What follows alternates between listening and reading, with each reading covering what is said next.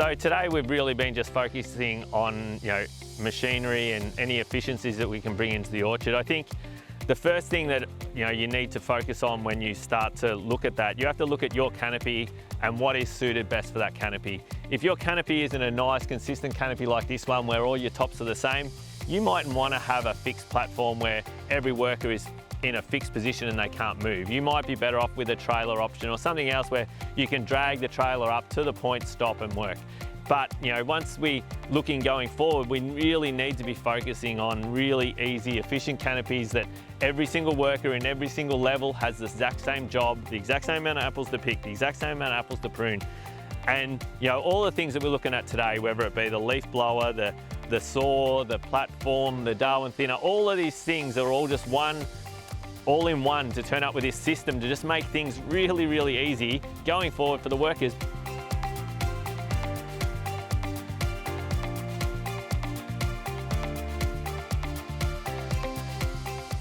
So the leaf blower is fitting in quite well in this orchard, moving a good percentage of fruit up from a composite pack or a juice grade up into a class 1 or even a premium grade with a high blush percentage at a better maturity and higher quality. So this branch you can see has only been leaf blown a few days ago, and it's not blown as such and shredding, but the leaf is actually completely torn and cut up by it, which just opens things up a little bit, particularly around fruit where it's got that solid background to push against.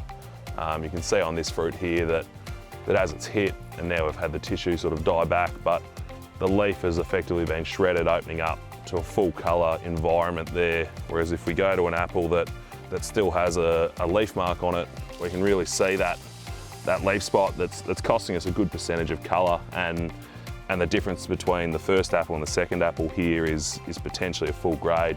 Obviously with the leaf defoliator there's a significant capital cost, but where growers have a good area of pink lady like at Matt Lenny's here, there can be really significant gains realised and a very fast return on investment for the machine.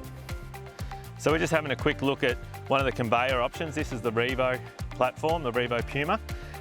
So as you can see, for fruit quality wise, over a bag and a ladder, the picker is just going to pick, and they're placing the apples, and we have these little lugs here that every apple stops an apple from touching an apple.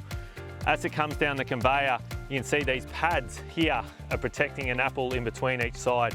As it comes down here, we've got the brushes that slow it down, and it drops here into a hole by itself. But if there's an apple already in that, this little flap will guide it into another spot. So there's just, every single point on a machine like this is just about fruit quality. It's not just about labour savings. So, we're just trying to take out anywhere where an apple can touch another apple and cause an impact bruising, which in my opinion, that's where most bruisings come from.